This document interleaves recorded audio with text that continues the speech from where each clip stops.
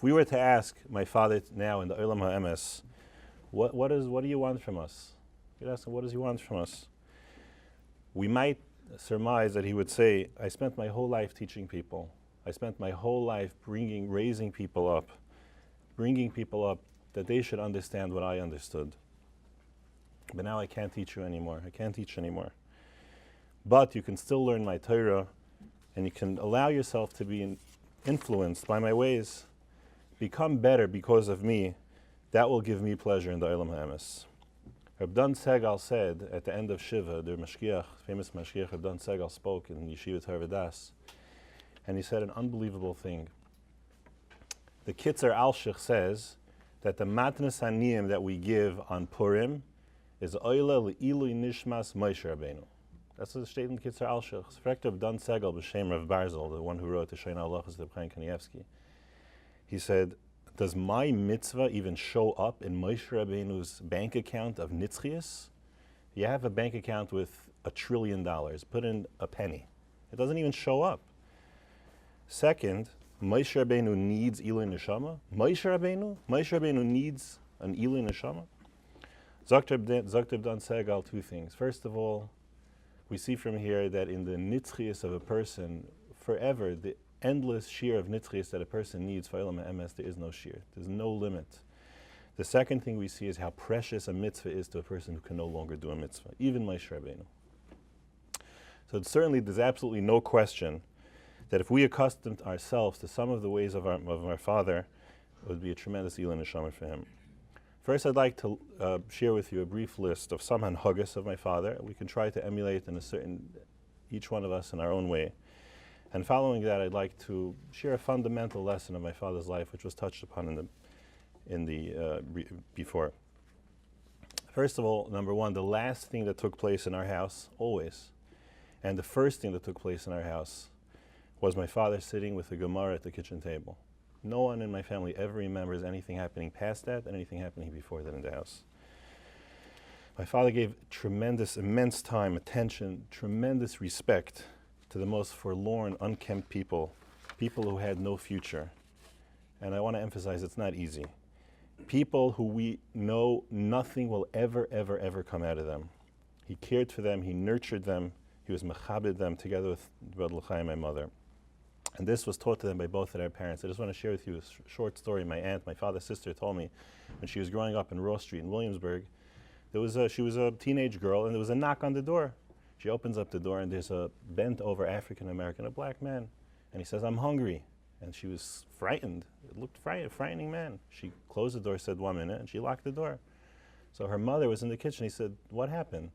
So she said there was this black man. He came, he said he's hungry. So he says, and you let him go without giving him something to eat? You just let that happen? You just a hungry person? Quick. She took bread, wrapped it up in a bag, and gave it to go outside. He was still there, and she gave him the bread.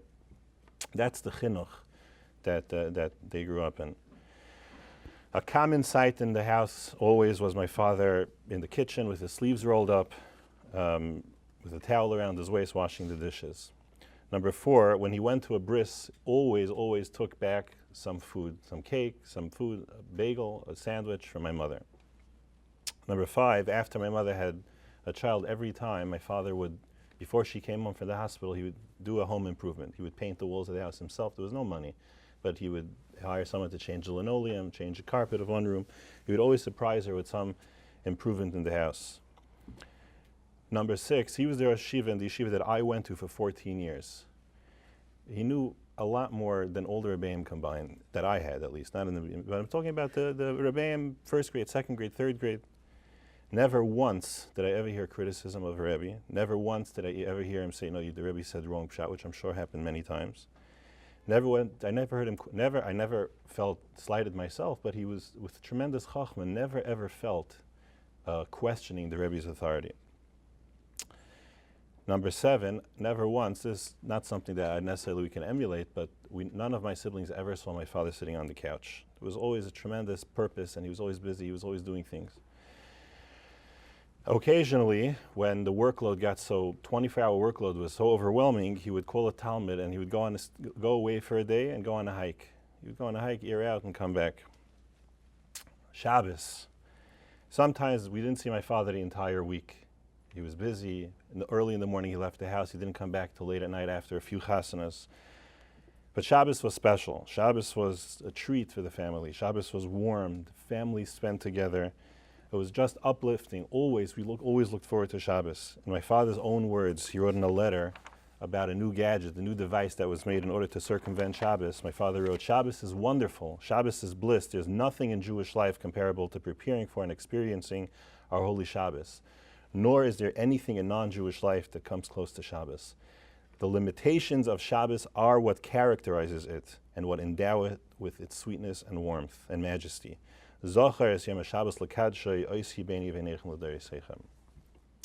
Number 9, at the Shabbos table, the Zmiris and Torah were accompanied with the sweetest warmth imaginable, often with tears, as we heard before on many things.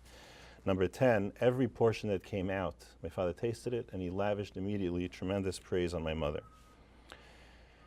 After Suda, at number 11, after the Suda Shabbos, after dessert, my father would give out Svarim, always for many, many years, and this is an amazing thing. He would learn for 5 minutes. He'd give Svarim to around the table. I remember, and I'm the 30 youngest in the family, I'm number 11. I remember, these are the Svarim that I learned around the table, 5 minutes, Friday night and Shabbos day by the Suda. Zichru Teres Moshe, which is Hilchas Shabbos by Chai Adam.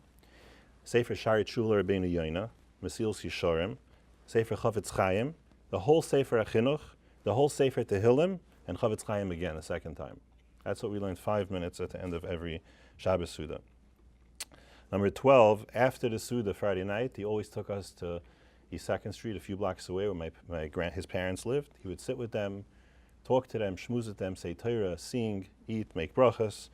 And I'm sure my mother got a chance to relax as the kids were out of the house right after the Shabbos Suda. On Shabbos Chol HaMoed, he wanted my mother to be able to sleep. So he would walk with us 2.5 miles to the other end of Prospect Park. Many times there was a free admission to the Botanic Gardens, and he would show us around and walk us a few hours, give my mother time to relax on Chol HaMoed. Friday afternoons, the long Friday afternoons, he did that very often as well.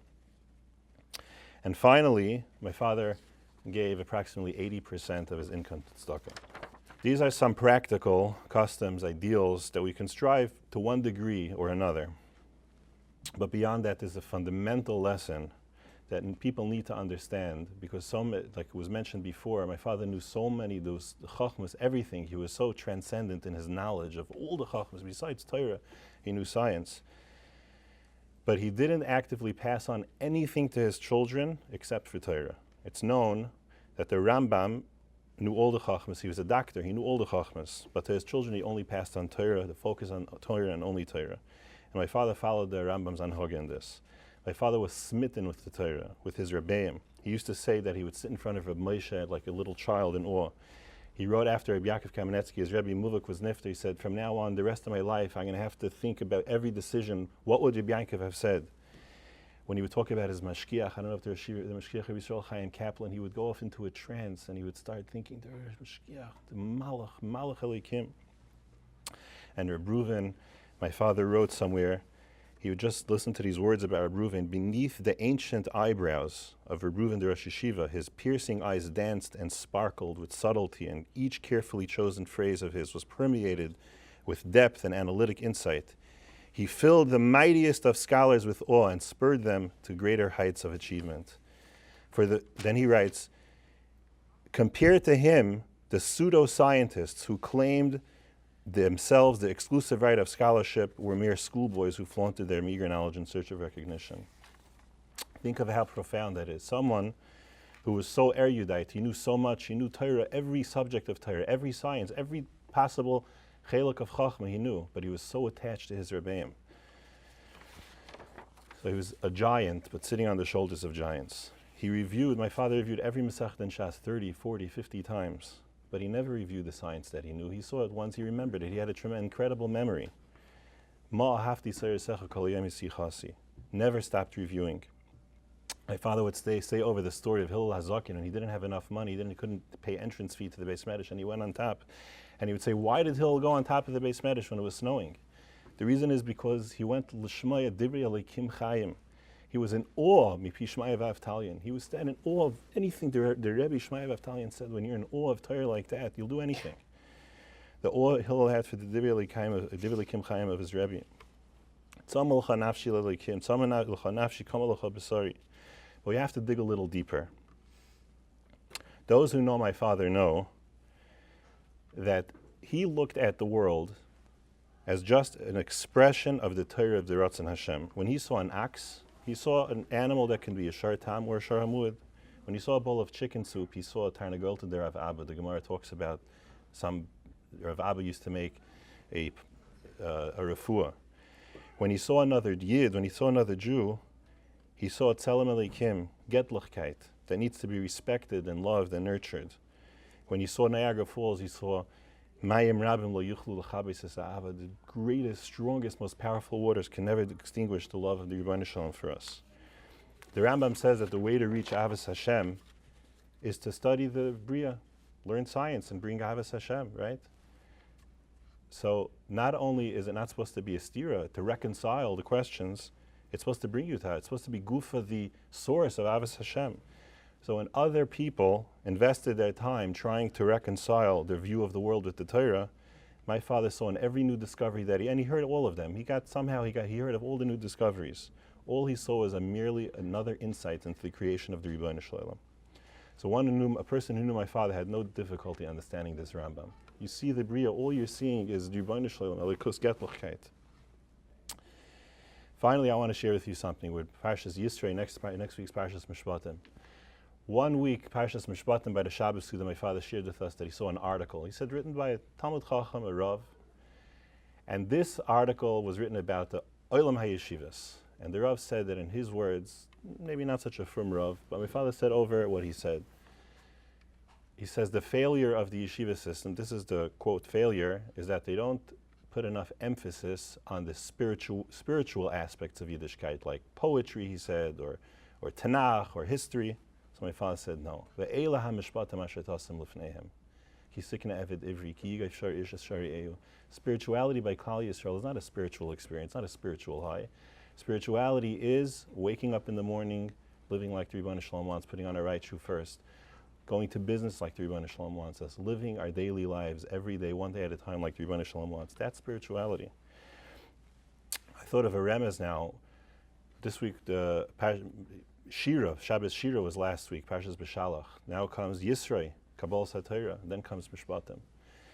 The greatest, a Jew cannot sing a greater song, a more beautiful song, a sweeter song than Kabbalah Satorah as expressed by living every day with the Rebbeinu Shalom. Shira, Kabbalah Satorah, Mishpatim. That's the most beautiful song a Jew will ever sing. That some of you may have known that my father wrote in his 8th grade in Tarvadas. They had a yearbook, and he wrote that he wants to become a musician. And that's what he was. His entire life, he lived every day like the Rebbeinu Shalom wanted. That was the most beautiful song a Jew could ever sing. My father would say there is no greater expression anywhere in the entire Siddur of mercy, compassion, and imploring the rachamim of Hashem. Where is the greatest expression of rachamim? Where is that? Avinu of harachamon, hamerachim, rachim, aleinu. That's the greatest double, triple, endless rachamim we need. For what? Someone has cancer, someone's dying. Rebbeinu Shalom, give us our chelik in Torah. That's the greatest, most awe-inspiring bakasha of rachim that we could ever think of. So it's about being attached to our Rabbeim, yearning most of all for success in Limud HaTorah, never stopping to review one's learning, developing an awe for the Torah and the Chachameha, seeing the reality of the world as expressed by the Torah, and hearing the Rebbeinu Shalom in the wonders of creation at every time. Misha Amar V'Haya Olam, the Rambam says. When we see the creation, when you see the Bria, we see the Rebbeinu Shalom spoke. That's all he spoke. He said, this is the creator, this is the Rebbeinu Shalom. Vayomer Hashem.